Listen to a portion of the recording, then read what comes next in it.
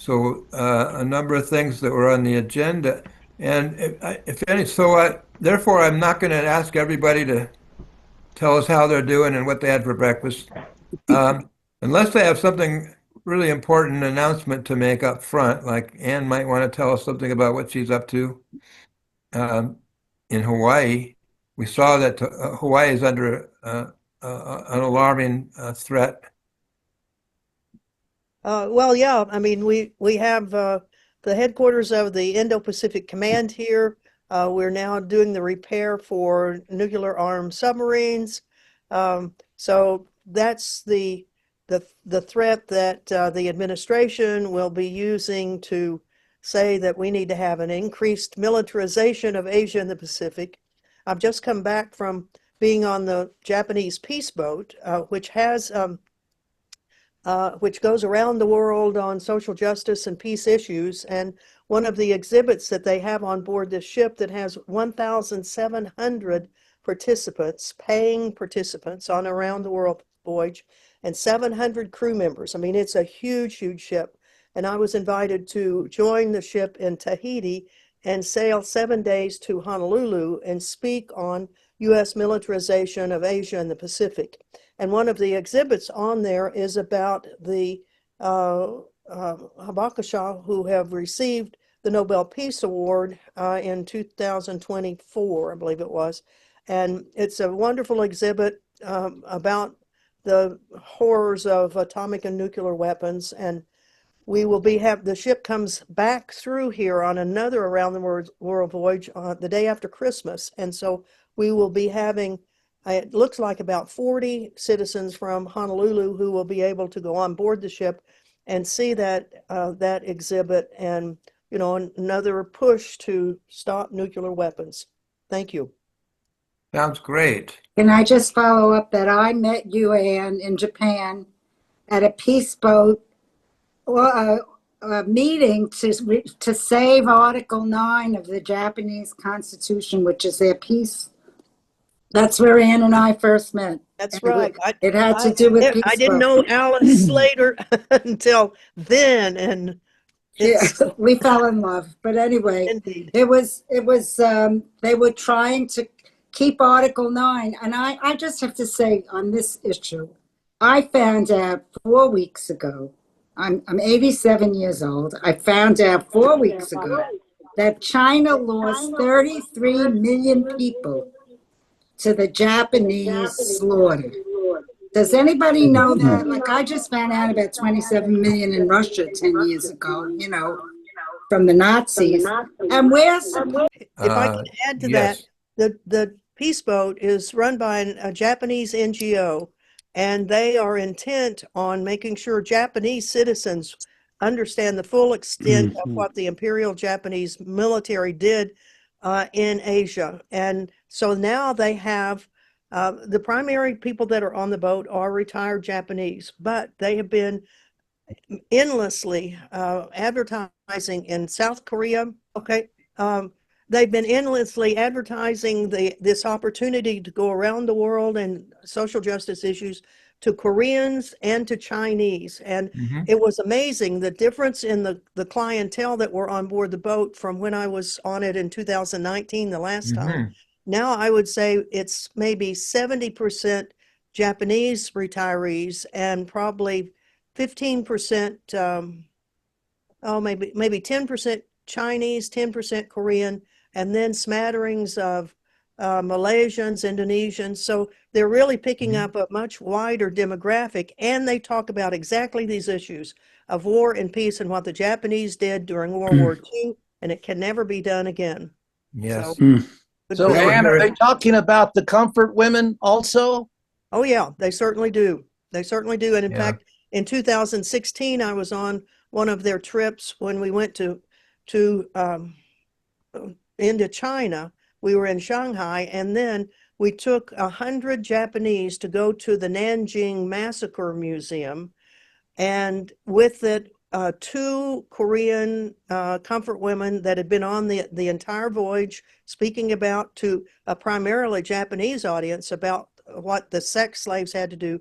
And then at the Nanjing China Library, or the the museum and this big auditorium where they had a presentation. Here were two of the Chinese that were used as sex slaves. And I'll tell you what, talk about a powerful emotional thing, because all the Japanese that went knew the history, and they were really, I mean, it was a very touching, poignant scene when the Japanese were telling these women how sorry they were for what their ancestors did. Well, we just add a little bit to that. When the Golden Rule was in San Francisco Bay in August, September, we took the Comfort Women's Coalition out sailing. It's primarily the Chinese American community. And they came out in a lot of them. We had several different trips to get them all out on the bay for a while. And they came out with the lion dancers. And we ended up getting a lot of Chinese media, television, radio, newspapers, and made some really good friends there. Mike Wong helped make that connection because he's been involved with that coalition for quite a while. They put up a statue in San Francisco and that commemorates the Comfort Women. But the Japanese government fought them tooth and nail to keep it from being put up. Oh, they So surely they had did. quite a struggle. Yeah. And in Seoul, South Korea, where they put up the first of the Comfort Women statues, it was right in front of the Japanese embassy, right in front of it. And so the Japanese embassy put up this big, big wall so they couldn't see it. But it made a wonderful place for people to put graffiti on it and everything. It was Yeah. a really remarkable thing. hmm Great, good connection. Well, the other things that were on the agenda today. Now, Greg Corning's not with us, but he did send out the announcement earlier in the week, and he had several agenda items on there. And one of them was Alice to speak a little bit about the Chinese and Russian proposal for a treaty banning nuclear weapons and war in space. And another was Rachel Clark um, talking about the latest project, something about cities, I think it was. And the third was kind of an update on the progress or the anticipated progress of the our nuclear posture review. So those are things we could address quickly. And Alice, I think Scott will probably have some things to say about that. But you want to go ahead, Alice? Yeah, I'm like, I am driven. Russia and China gave a speech on the 80th anniversary of World War II. They made a proposal calling for global strategic security, including to pick up the old drafts that they keep submitting to keep weapons out of space and war out of space. And they pledged in this speech never to be the first to put weapons or start a war in space. And nobody knows about this. Not the peace movement's not talking about it. Certainly the Mickey Mouse isn't talking about it. I've been calling everybody, like people are having meetings on Golden Dome. Don't you think they should know that Russia and China are saying they don't like Golden Dome and we should make a treaty not to put these things in space? And we're not even talking about it. We don't know about it. You know, I mean, the mainstream media is hopeless because they're in bed with the corp. They're making a killing on killing, but even our own groups, I don't understand. So I want us to look and see what China and Russia have been saying. Maybe we should have a China-Russia watch because they're putting out lots of good proposals. We have totally demonized them, you know, and I think we should shift this conversation and let people know that we don't need to spend $1 trillion on Golden Dome when they're willing to say no weapons in space. They also are asking us to negotiate cyber war treaty, you know, to control AI, to put it under international. They're being so sensible and practical, and we're out there on our own. You know, we're the big bully on the block, and just like we did that nuclear posture review, I think we should have a China-Russia review. Well, what are we missing? You know, what's missing in the conversation that people don't know about. I spoke to Carl Grossman today. He's a journalist and he's on the board of the Global Network Alliance for Nuclear Weapons and in space, to keep space at peace. And he said he'll try to write about it, but he can't get stuff in the mainstream media, you know. Well, somebody must be writing about it, Alice. Where could we I find wrote about it. more good information? Oh, you have an article. Can you link that in the chat? Yeah, I'll send it. I don't know how to do it, but I'll send it in an email to everybody. Okay, I great. sent you all an email before the meeting with my article and with the link to the Russian-Chinese proposal. I sent it to you before this meeting, but I'll Today? send it again after the meeting. And you sent it today? Yeah, Oh, okay. I hadn't seen that yet. Great. Well, thank you for bringing that to our attention. We also should include that in the update of the nuclear posture review that we'll be working on early in the new year. So anybody have any questions or comments for Alice before we move on? Well, we might want to raise that with Scott when we Great. talk to him later on today too. So Rachel, what do you have for us? Yes. Before I wanted to piggyback what Anne was talking, but since due to the time constraint, I'm going to straight to my agenda here. When we were in Japan, I traveled with Kem Hunter, who is one of the members of Seattle chapter of Veterans for Peace. And he has experience as a mayor as well as councilman. So through this trip, we did numbers of official meetings with mayors and elected representatives across Japan. And the biggest one was the meeting with the councilman of Kobe City. Kobe is a sister city of Seattle. And they both have a certain, city code, kind of. Kobe is a very strict one. They had non-nuclear Kobe method or something like that. In a nutshell, any military vessels who want to come into Kobe port, they have to submit certificate saying that they are not carrying nuclear weapons. And because of this, U.S. military vessels were not able to come into Kobe port for several decades. However, this past March, they did a really tricky thing. They started to sending wooden vessel, which is in no way you can carry nuclear weapons. And also they kind of manipulated one of those city council representatives to let it go without any official documents. So they already made one precedented example. So the people of Kobe very much worry about maybe next time they will let it go normal, regular military vessel, and gradually escalated. So they want to really, really reinforce the original Kobe method.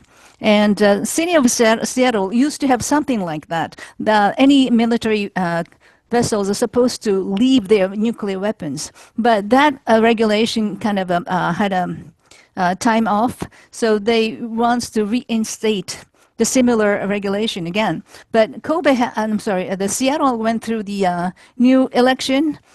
So a new mayor was elected this past November, but her new position starts from January. So starting from January, Kem Hunter, he is already working together with two more organizations, local organizations, anti-nuclear people. So they want to bring this matter to new mayors and start kind of much closer communication with Kobe. And I think this kind of approach is very useful to any port cities across the world if they come up with this kind of regulation, which is if you want to come into this port, make sure that you prove us that you're not carrying any nuclear weapons. And this kind of approach is very, very useful. I'm hoping that this will create more international municipality level of communication relationship and spread more. Great, Rachel. Thank Well, the you. new mayor in Seattle is a social democrat. Fabulous. Yeah. And so hopefully she'll be open to cooperating there. Yeah, and the Golden Rule stops by Seattle once quite often, right? Well, we were there a year ago for the second time in our 10 years of traveling. So maybe you Um, can do some kind of collaboration with local groups when you Yes, go to we'll see. Seattle next time. Yeah, Yeah. we probably We won't be did. back in Seattle for a few years. We're going to be going to Southern California this coming summer, is Great. the plan. But we are connected with folks there. We stay in touch with the Ground Zero Center for nonviolence action, and also with the uh, Washington State Coalition Against Nuclear War. I Right. can't remember the acronym right now. And position for social responsibility there. Yes, they're very active there. Rachel, I have a question. This is John. Hi, John. I think the banning of weapons is short-sighted because they should ban any nuclear propulsion. Yes. The problem is the carriers have to basically get rid of the waste that they have generated. The way they do that is they go into a port and then they put this into a service vessel. Yes. Offload the contaminated water. There is a real chance of contaminating the bay when that action is going on. So they need to ban weapons, propulsion, and any maintenance on a nuclear vessel that shouldn't be there to begin with. But yeah, you brought out a very important point, John. Actually, in Kobe port is very, very special because that particular port is really targeted by U.S. military because that port has a facility to build nuclear submarines, only single facility in Japan. And also they do have a maintenance dock for any military vessels. And they do have a wonderful comprehensive medical center plus red district. So they think it's very suitable for military base. So All the right. Kobe, you know. So we have about 5 minutes before we're expecting Scott. So I want to invite a couple other people to give brief reports about what they're up to, and including Ellen Thomas, who's been at this longer than any of us, I think, and Peter Barris, who might want to have something to say on behalf of the depleted uranium group. Ellen, do you have any updates for us, or what you're up to? What you think is important right now in the nuclear abolition work? I think what you all are doing is wonderful, and I'm not as active in that as I used to be. I do Nuke News, NUCNEWS, to educate people, and on Google Groups, and I'm co-chair of the Wilf US Disarm Committee, but there are a couple of other co-chairs also. Right now, I'm working on the archives of the anti-nuclear vigil in front of the White House, which ended in September, thanks to President Trump. After 44 years of round-the-clock vigil. And so that's big news. But anyway, American University wants the archives. I'm going to be 79 next month, and I figure it's about time I got it to them. Okay, good work on that, Ellen.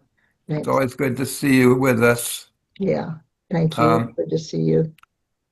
Peter, And did you have... Helen, I wanted to say, Helen, you gave a great presentation last weekend. That was great. She sure Thank did. you. Yes, And thank you to Anne for suggesting me. you did a Yeah, good so that's how you want to say. I'll ask Peter to speak first, and then Helen, you might want to give a little report on that if we're still waiting for Scott. And Jim, I assume you're keeping an eye on the people trying to enter, right? You bet. We had McGregor Eddie for about 30 seconds. I don't know what happened to her.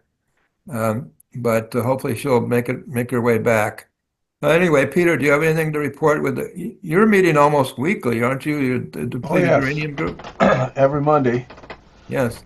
Well, the big news with us is, of course, the mass spectrometer mobile laboratory, which is now rolled out officially, I believe. They went to Church Rock. Like all great things, it's rolled out before it's ready, but it's working now. Mike Ketterer is a professor emeritus at Northern Arizona University, I think. Developed this thing, and it can get the fingerprints of any isotope that you have in your garden or in your air or your soil, your water. And we're offering it to communities who want to, especially indigenous communities who want to analyze their soil and find out what's really in there. This system can actually distinguish between depleted uranium and background uranium and identify which bomb tests stuff comes from, or whether it's natural in the dirt uranium, radon, whatever. It's really a huge breakthrough. I see Scott is here, and I take off my hat, sir, and I defer to you immediately. Go ahead and finish your whatever you had to say there, Peter. Well, the mobile lab is going to make a big dent, and the University of Arizona has another department which is developing their own version of this, inspired by it. So it will have grant money and all kinds of stuff. There's a lot of things in the works for citizens becoming conversant with radiation and finding out what's actually under the ground, under their feet. Mm-hmm. So that's thing one. The other thing I wanted to just mention was, is it Mary Owens who gave a talk last night, and I could only get to it on my phone at the time, so I couldn't take notes. But she was talking about gender differences in ionizing radiation health effects. Mary Olson. Mary Olson. There we go. See, my memory's shot. Anyway, the numbers that she has are staggering, and I have not heard them before. And the numbers that will result from whatever we can glean of the latest executive order on lowering the exposure standards, or raising the levels that you're allowed to be exposed to, are unbelievable. In one extrapolation, she came up with 1 in 14 people will be likely to get cancer. Mm-hmm. Now, these are nuclear workers, but that includes people that are within range of whatever is shooting out of nuclear plants and so forth.